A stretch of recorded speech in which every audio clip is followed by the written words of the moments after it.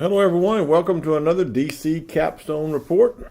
Glad to be back for the podcast for another week. We've been discussing the spring season, spring football, leading up to the spring game on April the 19th. We're going to continue this week and taking a look at the spring. In our first segment today, we're going to take a look at our defense. In doing so, we're going to highlight Dylan Moses and his comments that he made this week before the second practice of the season. We're going to take a look and see what he thinks and what he said was a kind of a microcosm of problems last year and how they can improve this year on the defense. In the second segment, we're going to take a look at our offense this spring, and we're going to focus on Tua Tagovailoa's press conference, or his little meeting with the press prior to the second practice. Take a look at the microcosm of what he thinks was wrong with the offense last year and what they can do to make a difference in this year's offense. And finally, in our third segment, we're going to take a look at Pro Day. Today was the Pro Day, March the 19th. March the 19th. Yes, they had Pro Day today at the University of Alabama for the football eligible prospects for the 2019 draft. We're going to take a preview of the draft coming up in April as well. The DC Capstone Report is featured each Tuesday morning on Tide 102.9, The Morning Blitz with Martin Houston. You can listen live at Tide1029.com. Well, in our first segment today, we're going to talk about the defense. The spring practice is underway. Alabama's back from a week of spring break, and they started their first practice, or the second practice, first practice after spring break, and the second practice of the spring football season. Today, in this first segment, we're going to concentrate on the defense, and we're going to take a look and kind of dive in a little bit of what Dylan Moses said in his interview right before the second spring practice season of the season. And he said a lot in his little 3 or 4 minutes of talking to the reporters about his assessment of last year's defense and what happened and what how they could build on that and do differently this year. And it's kind of what we've been talking about the entire time of looking back at last year and going forward to this year. What can we learn from our mistakes? And Dylan Moses said a couple of things I think which are noteworthy. One thing he said was, he talked about leadership. He talked about complacency on last year's team and how to avoid that. He talked about getting tired and how to avoid that. And he said a couple of things which I found really interesting. And he talked about players on last year's team late in the year, ready for the game, ready for the season to be over, ready for the postseason, ready for it to be over, ready to get into off-field workouts and ready for the season to end, and kind of the complacency that he kind of found on the team, tiredness at the time, found on the team late in the year. Well, I think those comments kind of stack up really and kind of meld well with what Coach Saban said as he began his press conference for the spring football season. He said we need to get back to the Alabama factor. And that's one thing that I think that was missing last year on defense, and Dylan Moses spoke to that. He said that this year we need to be able to take advantage of situations. And he said that last year it looked like that the defense became complacent with the high-scoring offense in the first half and didn't play so good in the second half of the games. And he said that we need to get back to this year to being able to, as he put it, put your foot on the throat of your opponent. And he used the word finish. I know Coach Saban talked a lot about that last year, about finishing. And that seems to be one of the things that did not get accomplished on that team. Of course, we didn't accomplish the whole season we wanted. We went 14-1. We wanted to go undefeated, 15-0, and win the national championship. And we fell short of that. I think a microcosm of the problems that we found in last year's season, Dylan Moses spoke about there in his brief words before the second practice of the season. And that is, need to learn how to finish, complacency, and not being able to put the game away and impose your will on the other team. And he said a couple of other things I thought was interesting, too. He said he looked forward to working with Pete Golden because he thought Pete Golden was a motivator and really held their team players accountable.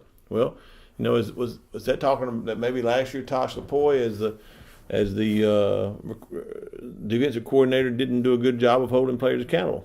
That may be very well true because it goes back to what Coach Saban said in the very beginning of the practice sessions and before the first practice in his press conference. He said we need to get back to the way Alabama played football, that reestablish the Alabama factor that was lost last year. And he said a key word in that when he said that we needed to be able to be disciplined. Each player needed to be disciplined. And I think what Dylan Moses was saying was that maybe some of the players lacked a little bit of self-discipline, being able to motivate yourself, being able to go out there and make sure you do what you're supposed to do every play without being held accountable for it. So I think this year he's talking about himself stepping up as a leader, but he's also talking about Pete Golding being a leader on defense and how he looked forward to playing for him because he was his position coach and he understood the hands-on approach that he had taken with the middle linebackers, and he needed that type of discipline, that being held accountable. And choosing those words, he chose being held accountable. I think that what we see here, when you kind of look back and from big picture and just kind of look at what he said, what Coach Saban has said, there seemed to be a little lack of focus last year on the defensive side of the ball. When Alabama got ahead in some of the games, we seemed to lose focus. Seemed to play undisciplined, which is uncharacteristic of Alabama football, and seemed to be tired a little bit. And, Dylan Moses talked about being disciplined individually in the offseason and working these offseason workouts, glad to get back in the workout area. So I think that what we're going to see this year is the defense needs to be focused on working in the offseason on conditioning, being ready to play, to impose their will on the other team, to, if you will, in the words of Dylan Moses, put their foot on the neck of the opponent when they get them down like that and suffocate them. In other words, just beat them so that they don't want to play in the second half, continually to pound on them and do a good job of imposing your will on them. And I think that from what Dylan Moses was saying, that was lost a little bit. Some encouraging things I got out of his talk about the defense was he said he looks forward to being that leader on defense, the Mike linebacker, taking the place of Mac Wilson, being able to one to call the plays. He looks for working with Pete Golding and calling the plays and having his accountability trickle down to the field and holding other players accountable on defense. So I look forward to that. I think that's an impressive thing for Dylan Moses to say. I think him coming along in this year is going to make a good leader on defense and be an opportunity to hold the other players accountable. So I look forward to see what he can do during these other spring practices. And another thing he said, which I think to me it's great for me. I've always worried about this. Because of the lack of depth at middle linebacker. He said things like Josh McMillan. He mentioned Josh McMillan as being a guy that's been there a long time, played in the process of being that guy to step up and also play, and has good characteristics, good work habits like he does. So maybe Josh McMillan is the guy that comes on that we're not sure about that can fill that hole. We were talking about Ali Cahoe. Is he going to be the guy? Well, he hasn't been at practice for the first two practices. It looks like Coach Saban says he's dealing with some kind of personal issues. He tweeted last week that, hey, I'm going to be back. Don't listen to what you're hearing. And then I found out today from sources that at the pro day that took place today, he was actually present at pro day. So he is on campus and back on campus. Maybe we'll see him practicing in the days ahead. But basically what Dylan Moses said, look for the defense to work on finishing, work on discipline, and work on imposing their will on the opponent this year. If those three things can be accomplished during the spring, then things look really good for the Alabama defense come fall. Well, in the second segment, we're going to focus on offense. What can the offense do to improve during spring practice? And the way we're going to do this is we're going to look at Tua Tagovailoa's comments. He had a meet the press right before the second practice of the season. He did a good job of talking about what happened last year and what you can overcome, what you will learn from on offense, and how you can do better. And I think we saw in what he said some just a kind of a microcosm of what went wrong last year, and he did a good job of developing on offense for us what happened last year. A couple of things he said was interesting. He too talked about discipline and being able to be unselfish, players not being selfish, and I think that's interesting in factor on the offense. He talked also about learning from mistakes, and what caught my ear in listening to him speak was he said, talking about himself, he said, I didn't learn from mistakes that I made in games against lesser opponents because they were able to be covered up. But in those same mistakes being made in games late in the year against better opponents like Georgia and Clemson, I made those mistakes again, and they were able to take advantage of them.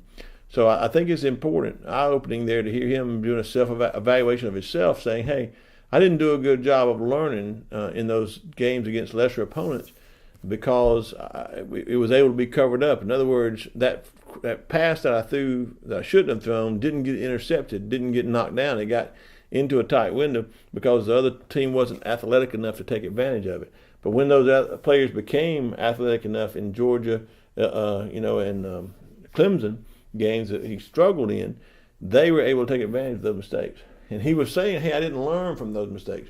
And that's what he's talking about, being undisciplined, being disciplined enough to learn from those mistakes when you're playing in the game. So I think that talks about the entire offense as well. And he talked about himself being able to improve in areas such as making decisions better, pre-snap reads versus post-snap reads. And he said that he made an interesting comment when he said the defensive coordinator at Clemson took advantage of his fast pre-snap reads.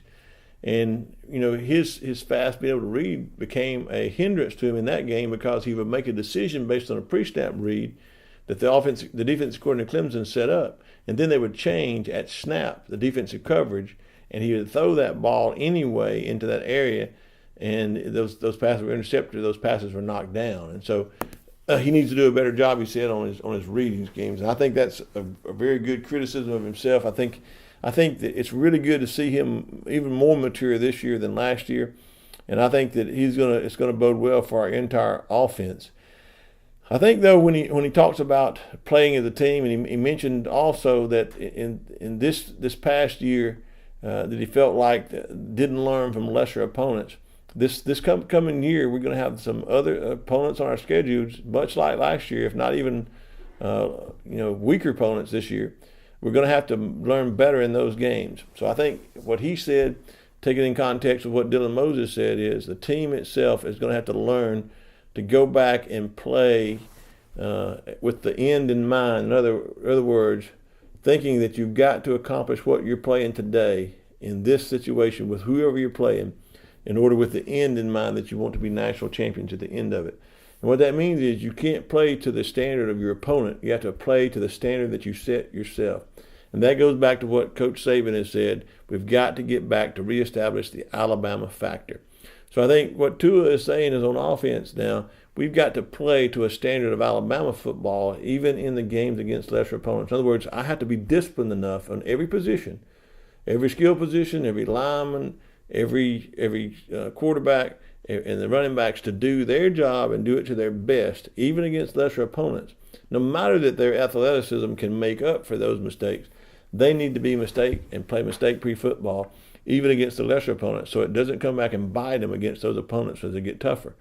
So what he's talking about is play with the end in mind. Play today, whatever's before you, the best of your ability against your standard, not against the standard of some other team.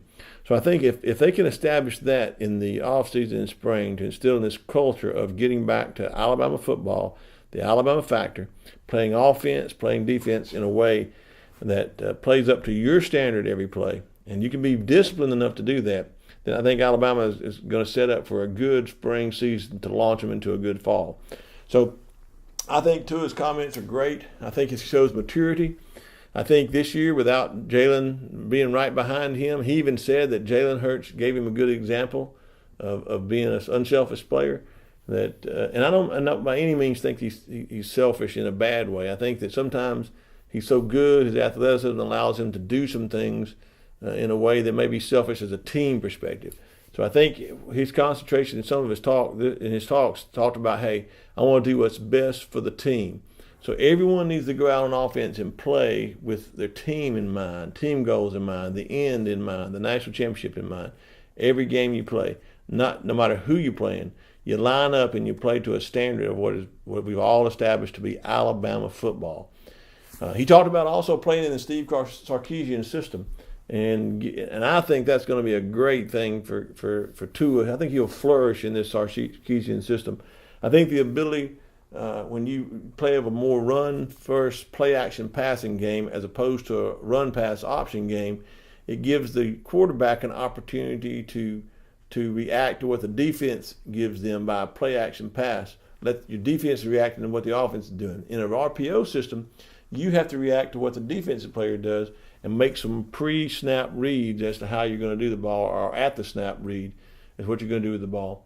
And I think Tua's skills are really good set to run the Sarkisian system, to get it to our skilled receivers, get to our skilled running backs, make some great throws in tight spaces early on in the slants and the 5 to 10 yard throws that turn into 50 and 60 yard receptions based on our great skilled receivers. So I look forward to this offense, seeing how it develops in the spring, looking up to the A-Day game. One thing we did note in some of the practices, second practice, was Kendrick James is still not available, and Cameron Latou is out still playing with tight ends because we're short at tight end.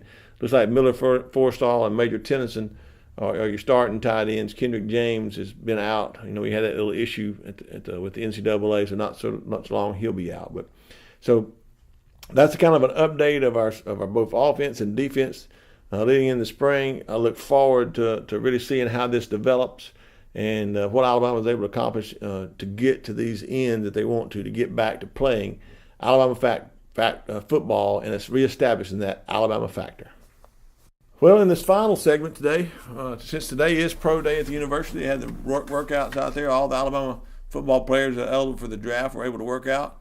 I think it's important that the Alabama factor was on display today at pro day. If you look at any of the coverage of pro day today, you see Bill Belichick and all the other teams represented there that take a time out to come to the University of Alabama, because Alabama is by far and away the best football program to get the most access to the NFL to help their players along. And I think that bodes well. It sees how great Alabama's done in the NFL. If you look at this past week, Alabama players in free agency, which means they've been there more than 5 years in the NFL, they started cashing in some huge contracts this past week. C.J. Mosley, Clinton Dix, Mark Ingram, Landon Collins. We're talking about some big time money being spent on those Alabama players because they're ready to play. We heard Washington talk about, hey, Alabama players are good, well developed. We love to recruit Alabama players, or to sign Alabama players because they come in ready to play. We've seen that happen. And then on the flip side, we've seen people like Eddie Jackson parlaying a late round selection into a great play, setting himself up to cash in big when his contract's up. He even got some incentive money because he's making the bare minimum. He got over $300,000 this past year just in incentives because of the time he played and what he did. So the Alabama factor is alive and well in the draft, and I think it'll bode well on the draft day when the draft comes up. We've got some eligible players. I think he'll go far. On offense, you look at Damian Harris at running back. I think he'll be drafted probably in the second or the third round coming up. He'll do good, and he'll probably fit into a mold of offense, get in a situation where he'll have an opportunity to flourish in the NFL and make some team a great running back. You got Jonah Williams at tackle. To me, he's projected out at probably a top 15 pick in the first round.